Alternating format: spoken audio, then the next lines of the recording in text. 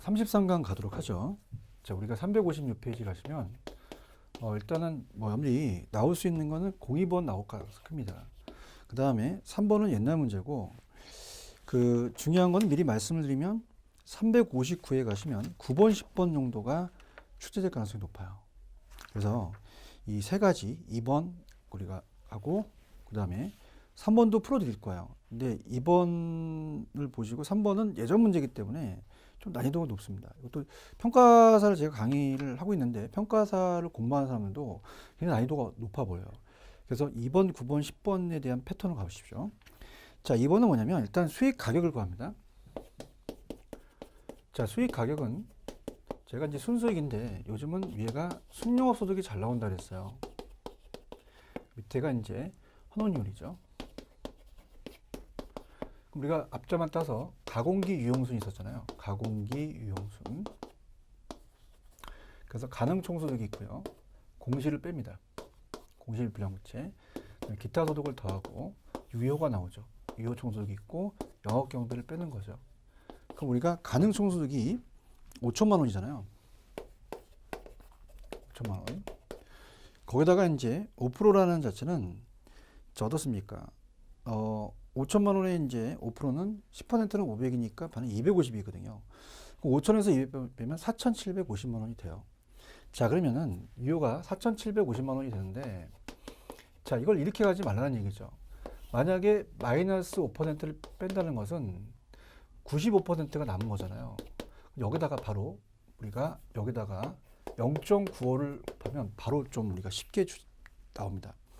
그럼 우리가 어떻게 돼요? 4,750이 바로 나와요. 이렇게 계산하는 거죠.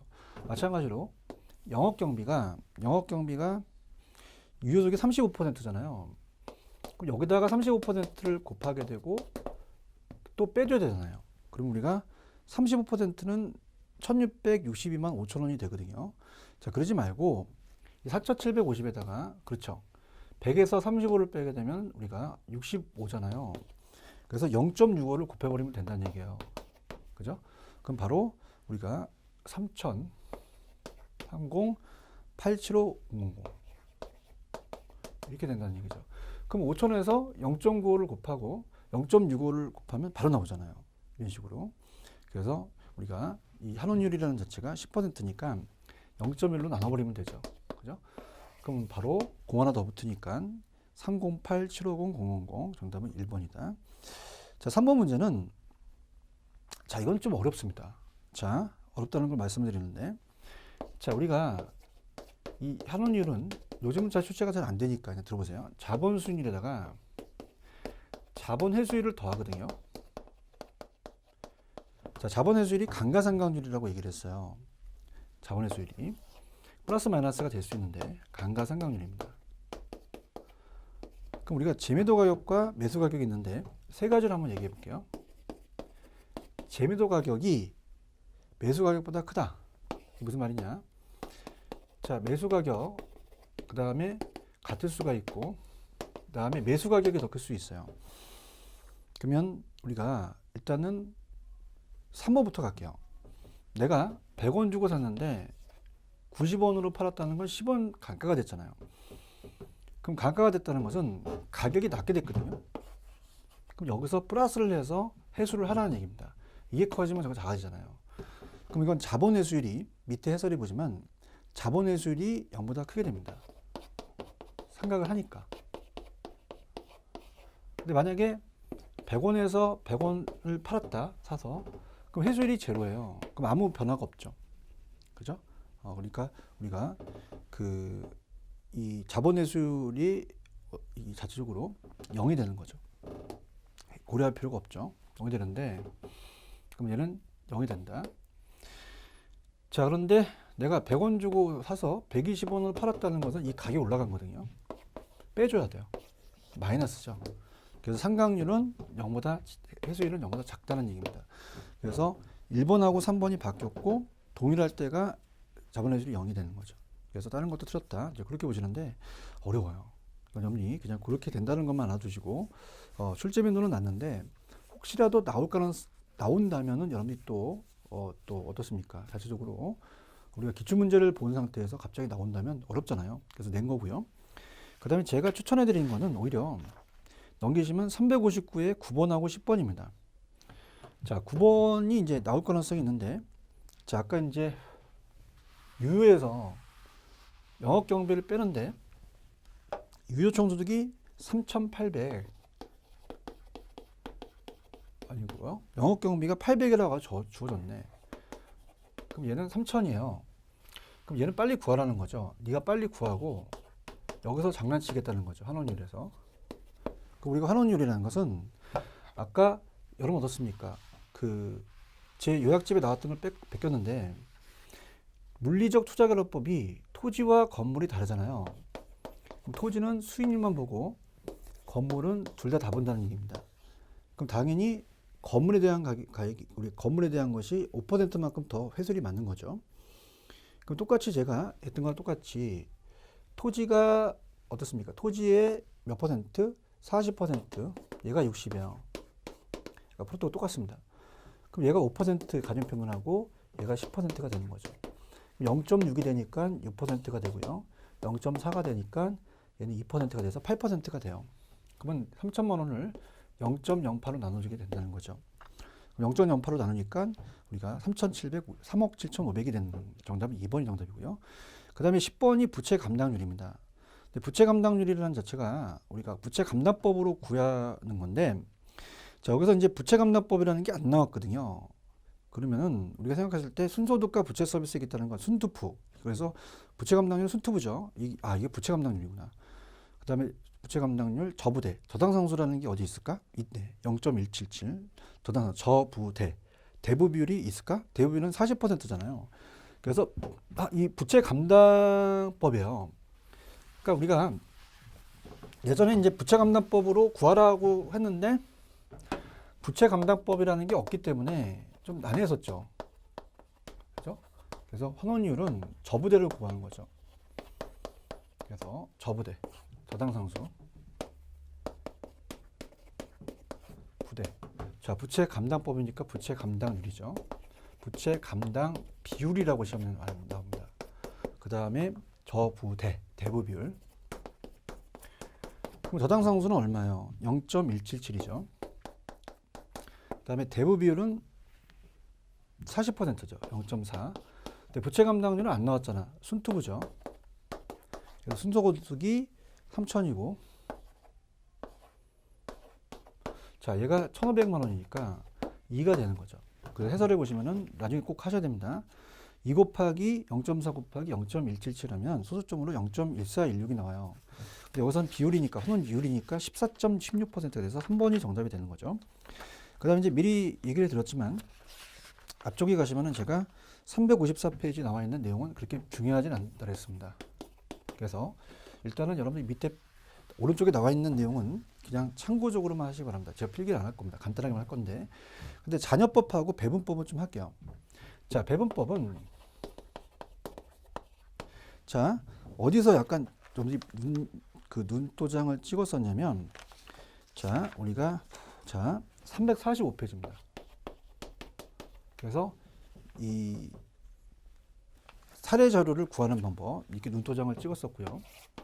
그 다음에 잔여법이라는 것은 교재 351 가시면 거기에 직접환원법의 순수익을 구하는 방법이 있거든요. 그래서 우리가 배분법, 잔여법, 이 두 가지는 시험 문제에 단어가 나올 수 있어요. 그러니까 배분법은, 자, 거래사례 비교법에서 이제 구합니다. 그래서 배분법은 우리가, 자, 이 비교 방식에서 거래사례 비교법을 가격을 매길 때, 거래사례 비교법,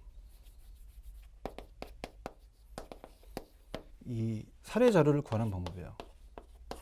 사례 자료를 구하는 방법이다 라고 해도 되고, 사례 가격을 구하는 방법이다 이렇게 해도 돼요. 근데 잔여법은 수입 방식에서 우리가 수익환원법, 가액을 구하는, 그래서 순수익을 구하는 방법입니다. 순수익 구하는 방법. 그래서 제가 오픈라인에서는 자, 짠순이 아줌마라고 아무리가 그래요. 짠순이 아줌마 배 사러 간다. 그래서 짠순이 아줌마가 있어요. 그래서 을돌이가 하도 집에만 있기 때문에 짠순이 아줌마 어디 가세요? 아, 배 사러 간다. 이렇게 얘기합니다. 그래서 잔여법은 순수익, 배분법은 사례자료 이렇게 해서 구하면 되는데 둘 다 복합부동산을 전제로 합니다. 동일하게. 그럼 배분법은 아까 사례자료를 구하잖아요. 그래서 이제 아까 했던 거를 이제 우리가 보면은 과거의 거래 사례요. 가격이 있습니다. 이게 복합부동산입니다. 그래서 이게 전체가 1억이다. 그러면 토지가 있고 건물이 있다. 근데 대상은 얘는 건부지고 얘는 낮이다. 토지만 있다. 그러면은 물적 유사성이 틀리기 때문에 평가가 어렵습니다. 근데 평가를 더 확대시키기 위해서 똑같은 게 있으면 평가할 수 있다는 거죠. 그래서 1억에서 건물이 만약에 6천만 원이에요.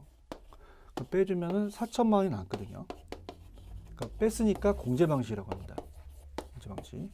근데 그렇지 않고 우리가 토지의 가격 비율이 만약에 30%고 얘가 70%면 얘가 3천만 원이 되는 거죠. 이걸 우리가 비율 방식이라고 해요. 비율 방식. 그렇게 구한 거고요. 그 다음에 얘는 잔여법이라는 자체는 토지 잔여법과 건물 잔여법이 있거든요. 그럼 얘도 복합부동산을 전제로 한다면 자, 둘 다 복합부동산입니다. 예전에 한번 나온 적이 있었기 때문에 그렇습니다. 자, 그러면 전체에 대한 복합부동산의 순수익이 1억이라면 자, 건물에 대한 순수익을 알아요. 아는 걸 빼주죠. 모르는 게 나옵니다. 그러면 건물에 대한 순수익이 만약에 6천만 원이다. 그럼 토지에 대한 순수익이 4천만 원이 되거든요. 이가 남기 때문에 토지 잔여법이 됩니다. 근데 만약에 전체를 알고 토지를 알는데 건물을 몰라요. 건물 잔여법이 되는 거죠. 그래서 자, 일단은 둘 다 복합부동산이고죠. 차이점은 자, 배 사러 간다. 배분법은 거래사례비교법에서 복합부동산 사례 가격에서 대상물 같은 유형의 사례 가격을 추출하는 사례 가격을 구하는 방법이고요. 잔여법은 수익환원법에서 복합부동산 전체 순수익에서 복합부동산을 구성하는 개별 물건의 순수익, 짠순이 아줌마 순수익 구하고 배분법은 사례 가격을 추출하는 방법입니다. 그래서 배분법은 거래사례비교법, 복합부동산 비율 방식과 공제 방식이 있죠. 기여의 원칙은 어떻습니까? 아까 가격 구성비를 본다면 그 토지가 얼마만큼 기여에 따라서 가격 구성비를 우리가 정할 수 있죠. 그 다음에 수익 배분의 원칙은 자, 우리가 수익 배분의 원칙은 토지 노동 자본 중에서 노동 자본이 먼저 배분되고 나중에 토지를 갖는다는 거죠. 그래서 토지 잔여법이 나옵니다. 그래서 전체에서 건물을 빼서 토지 순수익이 나오면 토지 잔여법, 전체에서 토지를 빼서 건물이 나오면 건물 순수익이 나오면 건물 잔여법, 그 다음에 합치면 부동산 잔여법이다. 이렇게 가시고요. 자, 밑에는 뭐 이제 우리가 가공기 유용순 부세 형세가 있잖아요. 그래서 가능총소득으로 따진다는 자체가 조소득 순수법이고 순소득이 전통적 소득적법이 우리가 지금 구하는 이런 우리가 아까 순수익에다가 환원율 구하는 거. 그다음에 잔여법이라는 자체, 잔여환원법이 이제 잔여법을 가지고 따지는 거예요. 그래서 토지 가격과 건물 가격을 갖추는 오른쪽에 나와 있는 겁니다. 세전으로 따진다는 것은 저당 지분 환원법이죠. 그다음에 세후로 따지는 건 할인연금 수지 분석법인데, 자, 우리가 이제 오른쪽에 아까 제가 에르도법을 나눠서 자, 평가 전 걔가 했던 1959년 이후로 전과 후가 틀리다 그랬어요. 그럼 전에 애들은 딱 한 해 소득입니다. 그래서 잔여법이라는 자체를 써요. 잔여법. 이 잔여법은 우리가 어떻습니까? 순수익을 구하는 방법으로서 이 잔여환원법이라고 얘기하는데, 자, 갑니다. 잔여환원법. 그래서 얘는 단순히 시장 가치만 추계를 합니다. 근데 할인연금 수지 분석법은 자, 어때요? 여기서부터는 이제 그 시장 가치 추계에다가 투자 대안도 분석해 주는 거죠. 그래서 얘는 소득이 순영화 소득이고요. 얘는 에르도가 세전이었으면 얘는 세후예요. 그래서 세후로 따집니다. 세후. 그러니까 세후까지 고려했다는 게 좀 더 낫다는 거죠. 그 다음에 예전은 저당 조건 고려 안 해요. 고려 안 하고 아무런 변화가 없고요. 자, 부동산 가치에 우리가 고려해서 가치 변화를 고려한 거죠. 그죠? 그 다음에 이제 얘는 토지 가치와 건물 가치 갖고만 따집니다. 근데 얘는 저당 가치와 지분 가치를 따진다는 거죠.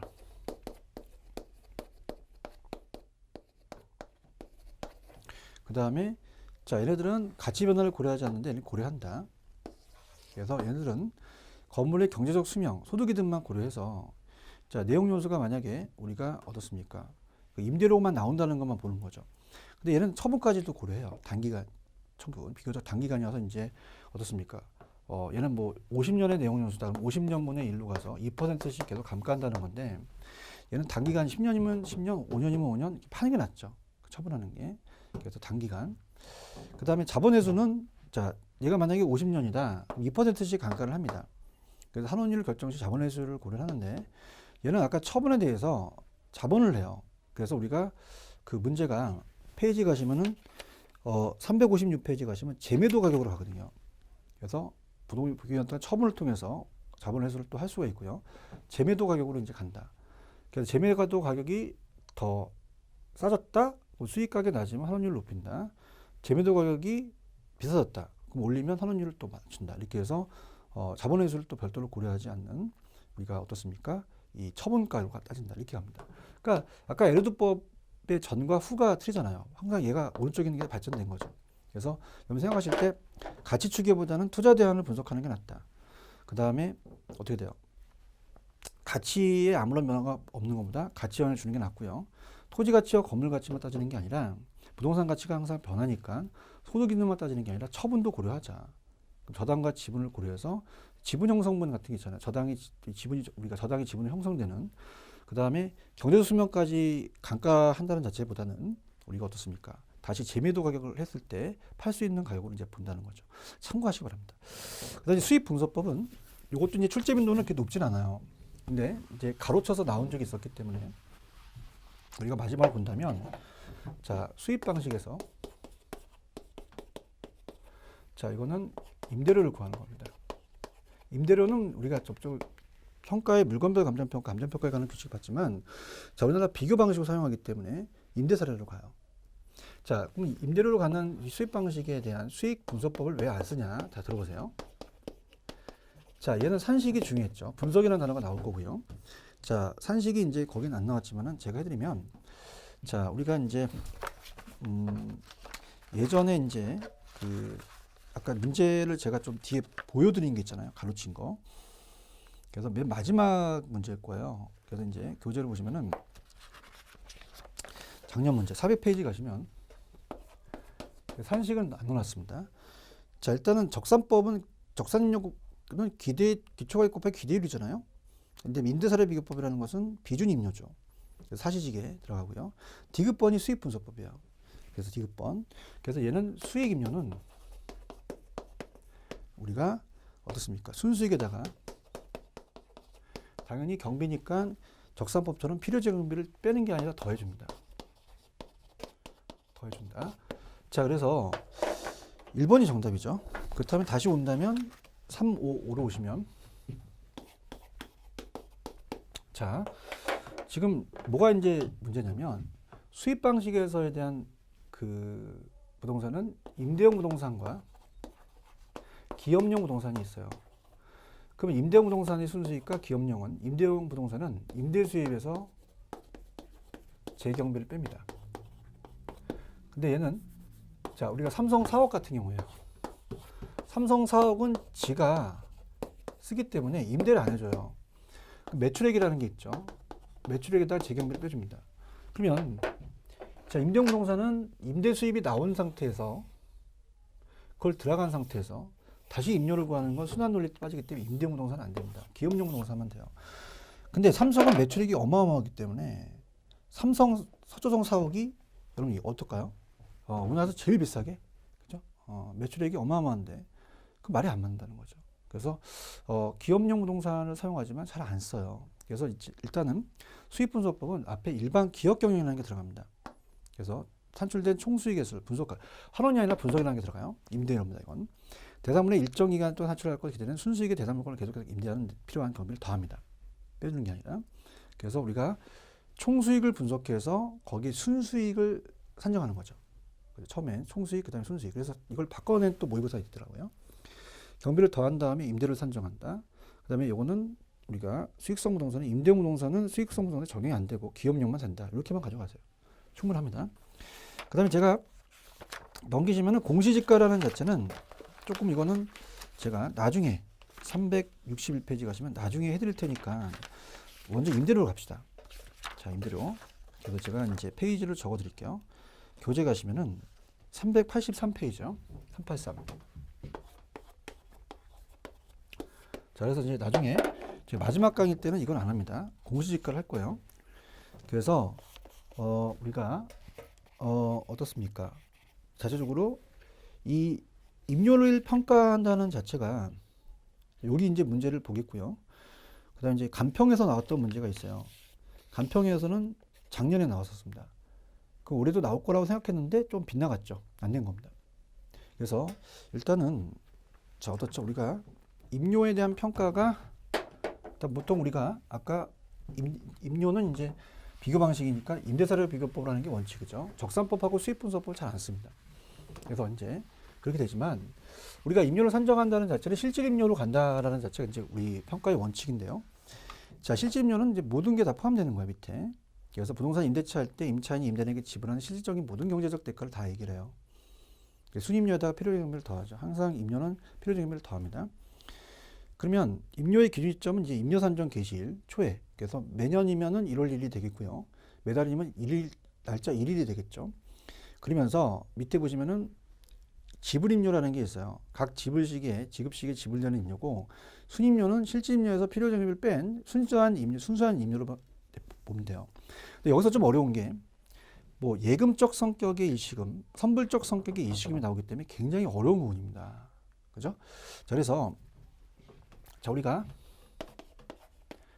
실질임료라는 것은 자 이렇게 한번 봅니다. 재밌게. 자, 갑이라는 사람이 15층의 건물주예요. 얘가 지금 2층에다가 노래방을 차렸는데요. 자, 자기가 바쁘다 보니까 이걸 남한테 넘겨요. 그럼 얘는 보증금을 받겠죠. 1억 받고요. 그 다음에 이제 권리금을 여러 가지 시설금이 나가서 우리가 2천만 원 받습니다. 그러면 이건 한 번 받기 때문에 일시금에 대한 성격이에요. 일시금 조건입니다.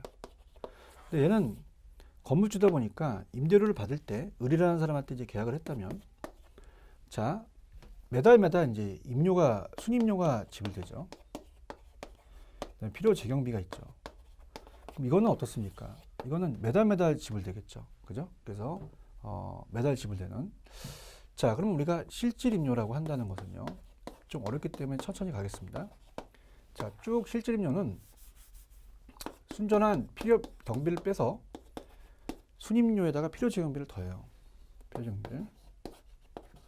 필요 재경비를 더한다. 자, 그럼 순수한 임대료라는 자체는 우리가 첫 번째 보시면은 좀 어려운 게, 자, 일단은 일시금이 보증금하고 권리금이 있었어요. 근데 예금이라는 자체는 나중에 내가 돌려주는 겁니다. 선불적이라는 건 선불 받은 건 못 돌려받죠. 그래서 우리가 예금적 성격의 일시금이라는 게 있어요.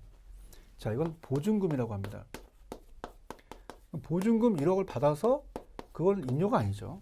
나중에 돌려줘야 되니까 은행에 맡기면 이자가 나올 겁니다. 그 운영임만 가져가라는 얘기예요. 이게 임대료가 된다는 거죠. 근데 두 번째는 선불적입니다. 선불적은 찾아가지 못하죠.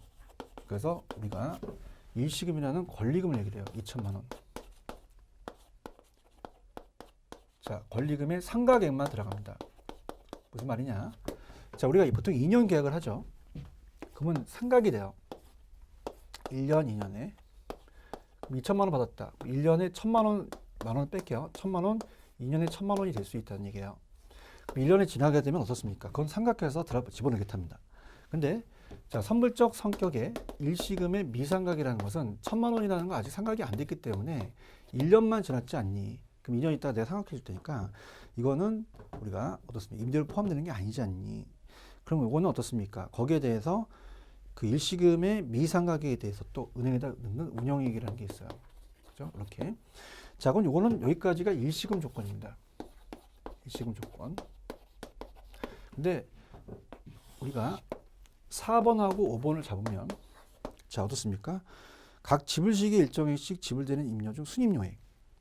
이 순임료액이 월세 개념입니다. 좀 어려운데 부가사용료 공입비 중 실비를 초과하는 금액이죠. 자, 부가사용료 공입비는 자, 우리가 어떻습니까? 타 과목에서 배우지만 자, 전기세라든지 우리가 수도강렬비 같은 걸 얘기를 해요. 수료. 그럼 따로 계량기가 다르잖아요. 그중 실비를 초과하는 금액이죠. 어떤 얘기냐? 자, 옛날엔 지금은 아니지만 옛날에는 어떻게 돼요? 계량기가 하나만 달렸죠. 집주인이. 그럼 여기가 이제 집주인이 살고 있습니다. 그래서 이제 하나, 둘, 셋 갑을병이 이제 임차하고 있어요. 그럼 얘들한테 집주인이 아줌마가 배도 나왔어요. 임대료를 거들어 다니죠. 그러면 전기세 전화를 우리가 급소를 거들어 다녀요. 일괄적으로 걷습니다. 그래서 그냥 10,000원씩 걷었는데 자, 실비가 9,673원이 나옵니다. 그러면 그 나머지 거를 줘야 되는데 먹어요. 이건 임료에 포함시킨다는 거죠. 그래서 이거는 우리가 지불임료를 얘기합니다. 그래서 필요쟁비까지. 왜냐하면 이건 매달 지불되니까 지불임료라는 겁니다. 그러면 우리가 전체를 본다면 자, 실질임료라는 것은요. 실질임료는 순임료에다가 필요재용비를 더할 수도 있고요.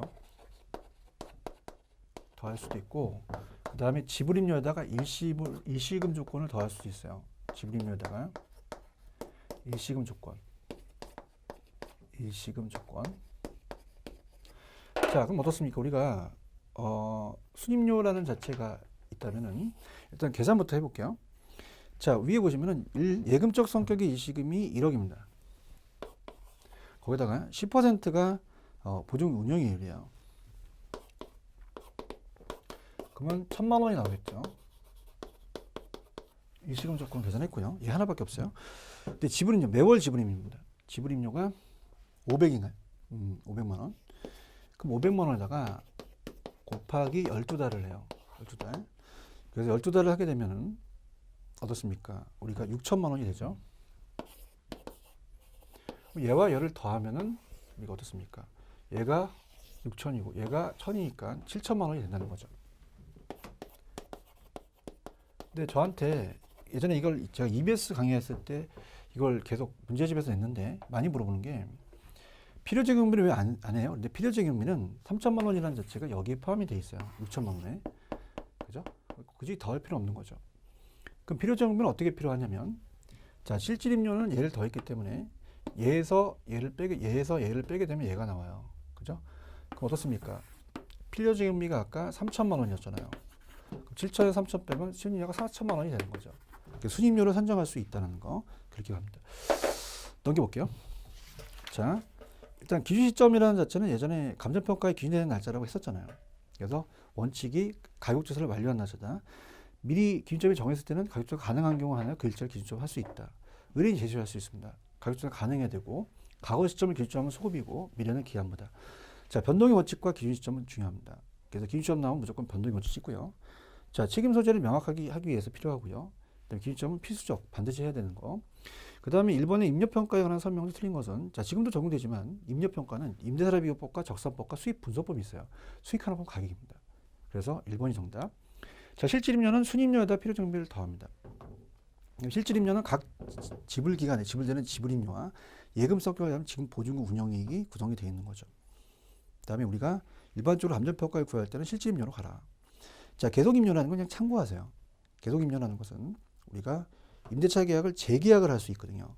그럼 좀 차익을 빼줄 수도 있고, 그 다음에 이율법, 아까 우리가 적산법하고 똑같아요. 기초가격에다 기술 다 플러스 재경비를 하고, 슬라이드법은 매년 물가지수가 달라지죠. 그 슬라이드 가고, 임대사라는 그 사례를 갖고 우리가 어떻습니까? 거래 사례에 대해서 2년 지난 걸 갖고 임대사를 가자는 거죠. 1번 방식이기 때문에 출제 잘 안 됩니다. 그럼 2번이 제가 감정평가 시험을 냈습니다. 그래서 이제 조금 장기적으로 가실 분이요. 감정평가 문제들이 이제는 언젠가 여러분이 제가 예측을 하는데 공인중개사 시험 학교론 문제에 같이 문제가 나와줘야 돼요. 왜냐하면 그 감평에 대한 문제가 이제 축척이 됩니다. 그죠? 그럼 벌써 이제 두 번째 2년이 지났거든요. 학교론이. 부동산 원론이라고 하는데. 그럼 축적이 된다면 그게 많은 소수를 나타나거든요. 그래서 아마 그런 게 이제 제가 다시 이제 편집을 해서 만들 겁니다. 자, 그러면 감평에서 나왔었는데 실질임료가 있습니다. 그럼 실질임료는 자 쉽게 나왔어요. 지불료가 20만 원이죠. 그래서 제가 했던 그 매월 기준, 매년 기준으로 보통 나오는데 매월 기준으로 나왔다는 얘기죠. 그럼 20만 원에다 12개월이니까 지불임료가 240만 원입니다. 그럼 지불임료에다가 일시금 조건만 더하면 되거든요. 그러면 아예 계산을 다 해줬어요. 그래서 예금적 성격을 갖는 일시금 운용이익은 40이다. 선불적 성격을 갖는 일시금 상각이익은 8만 원이다. 더하면 되죠. 그렇죠? 그래서 240에다가 40만 원, 8만 원을 더하면은 어떻습니까? 자체적으로 288만 원이 되죠. 그래서 꼭 체크를 하셔야 됩니다. 5번이 정답이다. 자, 그다음에 이제 감정평가에 관한 규칙에서는 제가 물건별 감정평가 꼭 하라고 말씀을 드렸으니까 거기 나와 있는 내용 중에서 안 푼 거는 나중에 제가 해드리도록 하고요. 다시 정리를 해드리고요. 그다음에 이제 그러면 이렇게 할게요. 우리가 넘기시면 아마 제가 봤을 때는 396으로 가시면 2번은 풀어드렸던 것 같아요. 1번에 2, 건물은 원가법. 자, 2번에 가시면 틀린 거는 적산법이라는 게 좀 전에 봤잖아요. 그래서 기대율에 우리가 이 사정보정을 가하는 게 아니라 필요정비를 가산한다는 거. 자, 지금 이제 보일 겁니다. 그 다음에 3번을 풀었고 4번은 제가 공시지가 했을 때 그때 풀어드릴게요. 다음 할 때. 꼭 약속을 드리고요. 그 다음에 감정평가에 관한 규칙에는 나중에 규칙을 보시면 그 시장가치 기준이 있고요. 원칙이고 현황을 원칙으로 합니다. 개별물권이 원칙이고 원가 비교 수입 방식이 다 들어가 있는데 채용의 원칙은 감정평가에 관한 규칙이 지적 규정되어 있는 건 없습니다. 자, 이렇게 해서 우리가 보시고요. 해설 나왔으니까. 그 다음에 6번은 임대료는 임대사례 비교법. 7번 우리 한번 가볼까요? 오늘 했으니까 이번 해. 원가법은 대상물건의 대상가의 감가 수정이죠. 그래서 대상물건 가액을 산정하고요. 거래사례 비교법은 사실이익이 기억나시잖아요. 사정보정이 들어가야 되죠. 수익환원법은 장래 산출할 것을 기재는 순수익은 한 해니까 환원한다 그러고요. 미래 현금은 할인한다가 들어가야 됩니다. 그 다음에 8번은 4번이다. 가수원은 우리가 거래사례 비교법이고요. 그 다음에 9번 했었고, 자, 감정평가에 관한 규칙 제8조로 가볼게요. 제8조로 가시면은, 자, 우리가 그 앞쪽에 8조로 가시면은, 자, 교재 가시면은, 389페이지로 가보세요. 자, 389페이지 가시면은, 자, 우리가 이것도 이제 예상을 했었는데, 자, 389페이지 가시면은, 자, 거기 이제 우리가 9번 기본적 사항의 확정이 감정평가 시험에 나왔었거든요. 공시지가가 안 들어갑니다. 그래서 기본적 사항의 확정은 제 구조는 자 지금 없지만 이렇게 보세요. 의뢰인과의 협의할 게 의뢰인이 있어야 되고 대상물건, 감정평가 목적, 기준 시점, 감정평가 조건, 기준가치, 관련 전문가에 대한 자문 이용료, 수료 및 실비에 관한 사항이 들어가는데 자, 제 구조에는 기본적 사항은 공시지가라는 게 안 들어갑니다. 그래서 이렇게 암기라고 제가 얘기했거든요. 제가 의대에 갑니다. 네, 감기 걸려서. 그래서 의대 감기. 제가 목감기 걸렸어요. 잘 못해. 감기 이렇게 해야죠. 그러면서 제가 그 의료인한테 자문 용료를 해서 수수료를 내겠죠. 그래서 공시지가는 안 들어간다. 그래서 제가 제 8조가 나오겠다. 구조를 냈으면 제 8조를 딱 봐서 출제원들이 여기에 대해서 평가의 절차를 내지 않을까. 그래서 여기는 이제 감정평가 의뢰는 안 들어가거든요. 절차에 해당하지 않습니다. 그죠? 기본적 사항이 이제 의뢰인이라는 게 있으면서, 그죠? 그럼 우리가 제가 기초 다지기 이렇게 해서 암기하라고 그랬거든요. 그러면 기본적 사항, 그죠? 그 다음에 처리 계획, 그 다음에 대상부동산에 대한 물건 확인, 기초 다지기. 그래서, 기초를 다지자, 그죠? 다지자. 그죠? 그래서 이렇게 해서 자료 수집 및 정리, 자료 검토 및 가치 형성 유인 분석, 감정평가 방법의 선정 및 적용. 자, 그래서 기초를 다지기 하면서 감감 이렇게 해서 선정 및 적용을 한 다음에 결정 및 표시를 한다. 그러면 우리가 10번에 가시면은 우리가 어떻게 돼요? 기초 다지기잖아요. 기초 기본적 사항, 처리 계획, 다지기, 대상부동산의 확인, 마지막 감감 했었죠. 감정평가의 의뢰는 없다. 이렇게 보시기 바랍니다. 그래서 나중에 제가 공시지가에 대한 이 기준법 397페이지에 나와 있는 내용은 자, 공시지가를 알아야 되거든요. 그래서 요거는 이제 제가 꼭 그 마지막 34강에 꼭 풀어드리도록 하겠고요. 자, 그 다음에 이제 넘기시면 공시지가로 좀 가겠습니다. 공시지가가 좀 벌이 바뀌었어요. 그래서 공시지가를 이제 기본적인 사항만 보고 다음 시간에 넘기겠는데요. 자, 361서부터 이제 쭉 나와 있는데, 여러분들 일단은 그 370페이지로 한번 가십시오. 370페이지 가시면, 자, 원래는 예전에는 법이 부동산 가격 공시 및 감정평가에 관한 법률이었어요. 근데 이걸 두 가지로 나눕니다. 두 가지 나눠서 지금 보시는 부동산 가격 공시에 관한 법률과 부동산 공시법이라고 하죠. 그 다음에 이제 우리가 따로 이제 감정평가에 대해서 그 평가사에 대한 법률을 따로 나누거든요. 그러니까 두 가지로 갈라놓은 거예요. 그래서 우리가 그렇다라는 것만 이제 우리가 생각하시면 됩니다. 그래서 제가 이제 요 370페이지만 해놨는데요. 자, 들어가 볼게요. 자, 가장 큰 것은 뭐냐면 오른쪽에 보시면 계정 주요 내용이에요. 자, 표준지 공시지가를 조사평가하는 경우는 지가 변동이 미미한 지역에서는 1인의 감정평가업자에 의뢰할 수 있도록 한다. 자, 표준주택 가격 조사 산정 및 개별주택 가격을 검증 업무를 한국감정원에 의뢰를 하게 되겠습니다. 의뢰를 하게 되고, 자, 우리가 보통은 그 공시지가라는 표준지와 개별 공시지가를 매겼고, 주택이라는 것은 단독과 공동주택만 매겼거든요. 주택만이 아니라 비주거용도 가격 공시를 하자 도입한 거죠. 그래서 부동산 평가위원회를 부동산 가격공시위원회로 바꿉니다. 그죠? 그래서 부동산 평가위원은 항상 부동산 가격공시위원회 이렇게 해서 이제 보는 거죠. 자, 그건 바뀌었어요. 그래서 우리가 밑에 가시면은 제2조의 그 총칙에, 자, 밑에 가시면은 이 단독주택, 자, 그러니까 주택이 있고 공동주택이 있고 단독주택이랑 공동주택을 제외한 거죠. 그래서 이제 앞쪽에서 제가 공동주택은 어떻습니까? 연세대 기숙사, 아파트 연립, 다세대 기숙사가 있었잖아요. 그럼 우리가 4번에 비주거용을 넣은 거죠. 그래서 이 비주거용을 란 주택을 제외한 건축물이나 건축물과 그 토지의 전부 또는 일부를 말합니다. 그래서 이 자체적으로 이제 이 공시제도가 생기게 된 거죠. 자, 그래서 어떻습니까? 이 비주거용 집합부동산이라는 게 있어요. 집합 건물의 소유 및 관리에 관한 법률은 이제 민법상의 배우시거든요. 따라 구분소유권은 비주거용 부동산이고 비주거용 일반 부동산은 감옥을 제외한 비주거용 부동산이 됩니다. 그래서 적정가격이란 토지, 주택 및 비주거용 부동산에 대하여 통상적인 시장에서 정상적인 거래가 이루어지는 경우 성립될 가능성이 가장 높다고 인정됩니다. 여기서 비주거용이라는 게 추가적으로 들어갑니다. 그래서 자, 우리가 이제 지금 제가 배우실 책에 나와 있는 거는 지가 공시는 표준지와 개별 공시가, 주택가격 공시는 단독과 공동이 있는데 비주거용이라는 게 들어가죠. 그래서 표준 부동산의 공시가격, 비주거용 개별 부동산의 공시가격, 비주거용 집합 부동산의 공시가격. 나중에 제가 제 카페라든지 아니면 더드림 우리 사이트에 요 뒤에 나와 있는 제가 정리를 해놨거든요.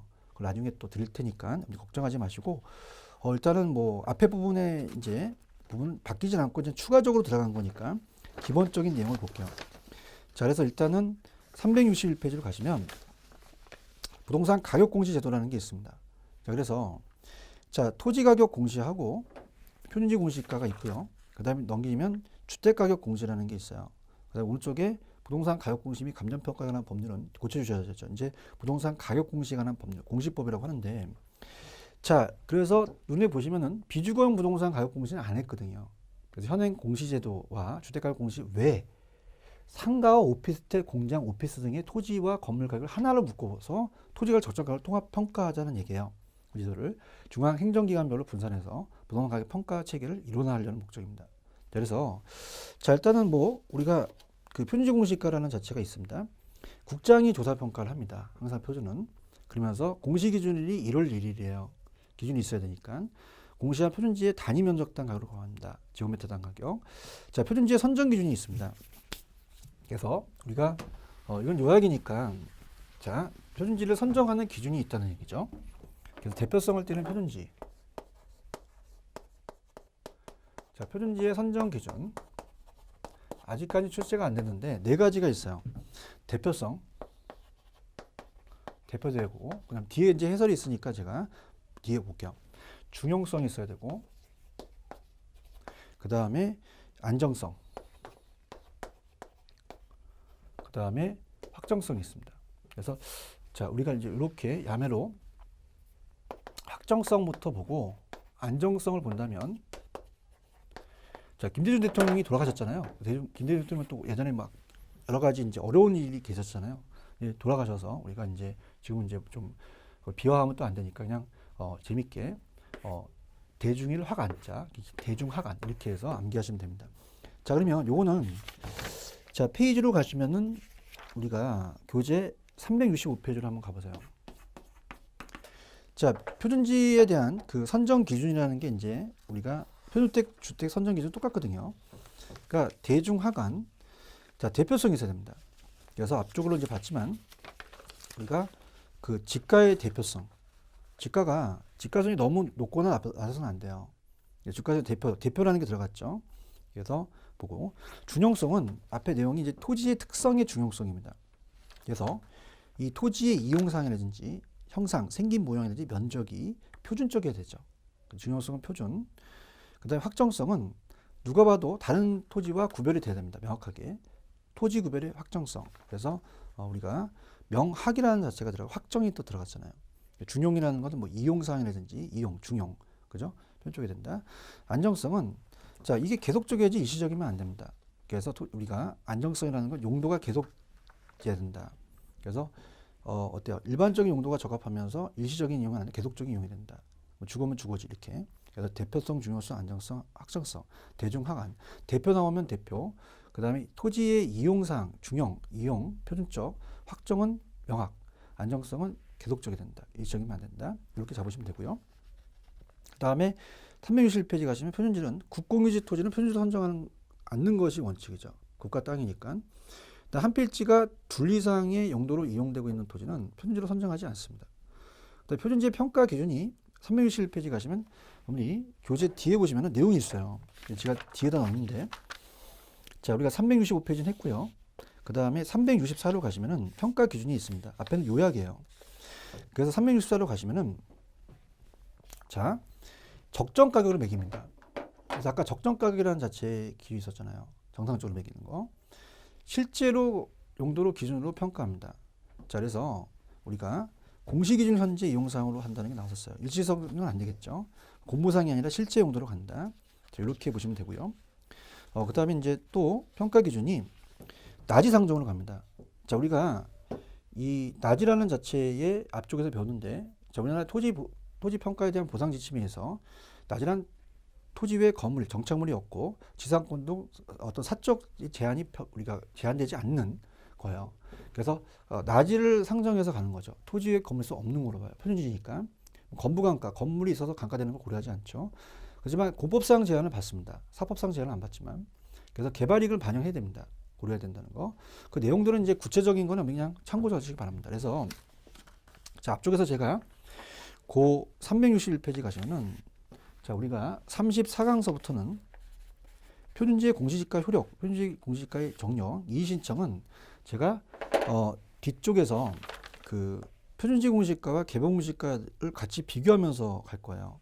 그래서 그렇게 우리가 보고 주택가격 공시제도는 단독과 공동이 있는데, 자, 공동주택, 단독주택, 그래서 그렇게 있고, 그 다음에 이제 여기는 안 했지만 비주거용에 대해서 간단하게 제가 박스로 쳐서 간단하게만 소개시켜 드리고 나중에 제가 또 프린트로 나눠드려서 하도록 하겠습니다. 그래서 일단은 364에 나와 있는 표준지 평가 기준과 선정 기준까지 갔어요. 나머지 부분을 다음 시간에 이제 해드리고, 문제도 웬만하면 다 풀어드릴게요. 풀어드리고 나중에 뒤에서 나와 있는 그 우리가 계산 문제, 그래서 아까 페이지에 있는 397의 계산까지도 우리가 꼭 할 겁니다. 그래서 그렇게 보시면 합니다. 그래서 이제 다시 말씀드리지만 공시제도가 여기는 안 나왔지만은 지가의 공시는 표준 공시가와 개별 공시가가 있다. 주택은 단독과 공동이 있다. 그러면서 우리가 나중에 단독은 표준과 개별로 또 나눈다고 배우세요. 또 이제 비주거가 들어가면서 표준부동산과 개별부동산, 집합부동산 공시가 있다. 그럼 공시에 대한 주체가 있겠고요. 여러 가지 내용이 있어요. 그래서 그걸 가지고 제가 뒤에 법 나와 있는 걸 가지고 잠깐 이제 소개시켜 드리면서 나중에 제가 박스로 쳐서 다시 또 드리도록 하겠습니다. 자, 여기까지 가겠습니다. 그래서 다음 시간 34강에서는요, 우리가 부동산 가격 공시 제도에서 또 만나 뵙도록 하죠. 자, 여기까지입니다. 수고하셨고요. 다음 시간에 뵙도록 하겠습니다. 감사합니다.